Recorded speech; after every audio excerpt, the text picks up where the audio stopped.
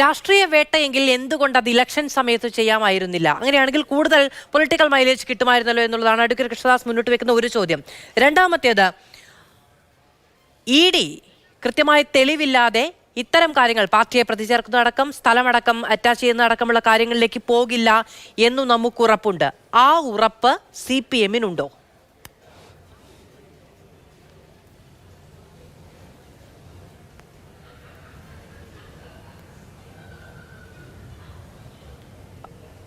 Advocate Anilkumar പറയുന്നത് എനിക്ക് കേൾക്കാൻ കഴിയുന്നില്ല പ്രൊഡ്യൂസർ. കർഷക വർഗമാണ്. ശ്രീ അനിൽകുമാർ, അങ്ങേക്ക് കേൾക്കാമോ? ഹലോ, കൃത്യമാണ്, കേൾക്കുന്നുണ്ട്. പറഞ്ഞോളൂ, മറുപടി പറഞ്ഞോളൂ. ഞാൻ കേൾക്കുന്നുണ്ട്. ഫാസിസ്റ്റ് ശക്തികൾ അധികാരത്തിൽ ഇരിക്കുമ്പോൾ അവർ ഇന്ത്യ രാജ്യത്ത് അവരുടെ യഥാർത്ഥ ശത്രുക്കൾ ആരാണ് എന്ന് അവർക്ക് നന്നായിട്ടറിയാം. അത് ഈ രാജ്യത്തെ കർഷക വർഗമാണ്, തൊഴിലാളി വർഗമാണ്. അതിൻ്റെ രാഷ്ട്രീയ പാർട്ടിയാണ് CPIM. മാത്രമല്ല, കമ്മ്യൂണിസ്റ്റ് പ്രത്യയശാസ്ത്രം ലോകത്തെ എല്ലായിടത്തും ഫാസിസത്തിനെതിരായ പോരാട്ടത്തിൽ നിൽക്കുന്ന ദർശനമാണ്. അതുകൊണ്ട് തന്നെ ഇന്ത്യ രാജ്യത്ത് CPIM-ന് പാർലമെൻറ്റിൽ അംഗങ്ങൾ കാര്യമായില്ല എന്ന യാഥാർത്ഥ്യം നിലനിൽക്കുമ്പോൾ തന്നെ ഈ പ്രസ്ഥാനത്തിന് ഇന്ത്യ രാജ്യത്തിനകത്തുള്ള പോരാട്ടശേഷി എന്താണ് എന്ന് മഹാരാഷ്ട്ര മുതൽ കർഷക സമരത്തിൽ തൊഴിലാളി വർഗം തെളിയിച്ചിട്ടുണ്ട്, കർഷക വർഗം തെളിയിച്ചിട്ടുണ്ട്. അതുകൊണ്ട് ഞങ്ങൾക്ക് ഈ പോരാട്ടത്തിൽ ഞങ്ങളുടെ പാർട്ടിയെ പ്രതിയാക്കിയത് ഒരാദരവായിട്ട് സ്വീകരിക്കുകയാണ്. കാരണം എന്താണെന്ന് വെച്ചാൽ ഞങ്ങളാണ് ശത്രുവെന്ന് മോദിക്ക് മനസ്സിലായി. ഇവരുടെ തലവനായിട്ടുള്ള മോഹൻ ഭഗവത് പറഞ്ഞു, കൾച്ചറൽ മാർക്സിസ്റ്റുകളാണ് ശത്രുക്കൾ. ആരാണ് കൾച്ചറൽ മാർക്സിസ്റ്റ്?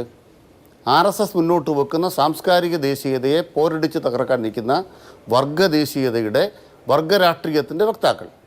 അതുകൊണ്ട് തന്നെ രാഷ്ട്രീയമായിട്ടാണ് ഈ കടന്നാക്രമണമെന്നും ആ കടന്നാക്രമണത്തിൽ തല കുമ്പിടുകയല്ല, തല ഉയർത്തിപ്പിടിച്ച് തിരിച്ചടിക്കുകയാണ് തൊഴിലാളി വർഗത്തിൻ്റെ പ്രസ്ഥാനമായ കമ്മ്യൂണിസ്റ്റ് പാർട്ടി ചെയ്യാൻ പോകുന്നതെന്നും ആദ്യമേ പറയാം. രണ്ടാമത്തെ പ്രധാനപ്പെട്ട കാര്യം, തെളിവുകളില്ലാതെ ED എന്തെങ്കിലും ചെയ്യുമോ എന്നുള്ളത് ന്യായമായ ചോദ്യമാണ്, ആർക്കും ചോദിക്കാവുന്നൊരു ചോദ്യമാണ്. ഇന്ന് മാതൃഭൂമി പത്രത്തിലെ വാർത്ത ഞാൻ കോട്ട് ചെയ്യുകയാണ്. എന്താ വാർത്ത?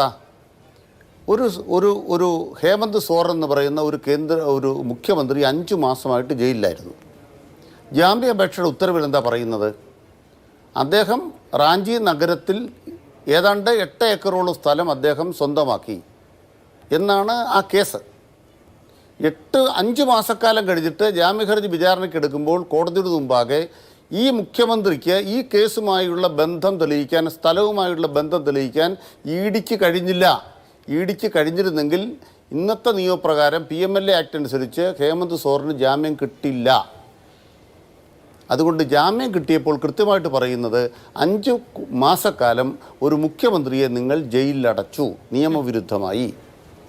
കെജ്രിവാളിന് ജാമ്യം കൊടുത്ത കോടതി വിധി എന്താ പറയുന്നത്? ഒരു മാപ്പുസാക്ഷിയല്ലാതെ നിങ്ങളുടെ കൈവശം ഈ കെജ്രിവാളിനെ കൊടുക്കാൻ വേണ്ടി യാതൊരു വസ്തുതയുമില്ല. ആ മാപ്പുസാക്ഷി തന്നെ ആകട്ടെ എന്തു ചെയ്തു?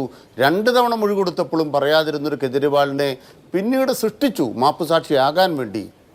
എന്നിട്ട് അദ്ദേഹത്തിൻ്റെ പക്കൽ നിന്നും BJP-ക്കാർ ഇലക്ട്രൽ ബോണ്ട് വാങ്ങുകയും ചെയ്തു.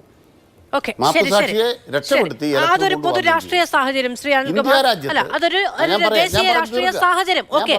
അതൊരു ദേശീയ രാഷ്ട്രീയ സാഹചര്യം. എന്റെ ചോദ്യം അതായിരുന്നില്ലെങ്കിൽ വിശദീകരിക്കാനുള്ള സമയം ഞാൻ അങ്ങേക്ക് നൽകി. ആദ്യത്തെ ചോദ്യത്തിന് ഉത്തരമാണ്.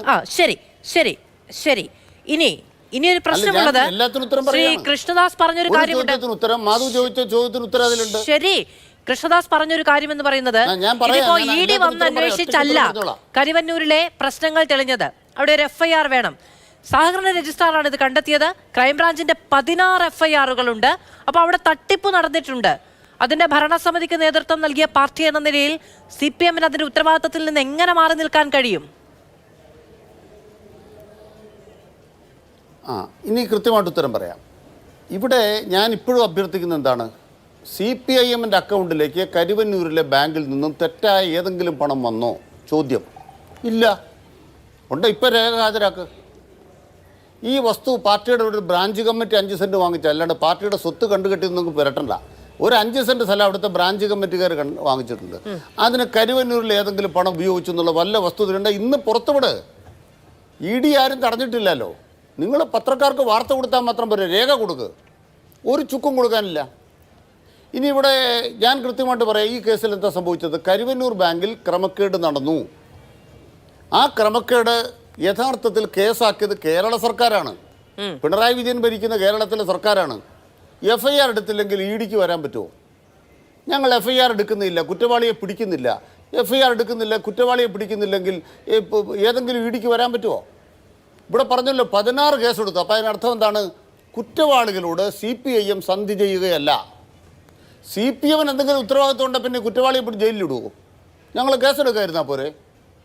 അപ്പോൾ എന്തായി? ഇത് കേസെടുത്തു എന്ന് പറയുന്നത് ഞങ്ങളുടെ സത്യസന്ധത തെളിയിക്കുന്നു. രണ്ടാമത്തെ പ്രധാനപ്പെട്ട കാര്യം എന്താണ്? ആ കേസെടുക്കപ്പെട്ട പ്രതികൾ ആരൊക്കെയാണ്? അവിടെ ക്രമക്കേട് കാണിച്ചവരാണ്. ED വന്നിട്ട് എന്ത് ചെയ്തു? അവരെ മാപ്പുസാക്ഷിയാക്കി. കെജ്രിവാളിനെതിരെ മാപ്പുസാക്ഷി ഉണ്ടാക്കിയ പോലെ ഈ കേസിൽ ക്രൈംബ്രാഞ്ച് പ്രതികളാക്കിയവർ BJP ചേർന്നപ്പോൾ അവരെ മാപ്പുസാക്ഷിയാക്കി അവരെ രക്ഷപ്പെടുത്താനുള്ള കുതന്ത്രമാണ് ഈ കാണിച്ചുകൊണ്ടിരിക്കുന്നത്. ഓക്കെ, ശരി. ആ കുതന്ത്രത്തിൻ്റെ ഭാഗമായിട്ട് എന്ത് ചെയ്യുന്നു?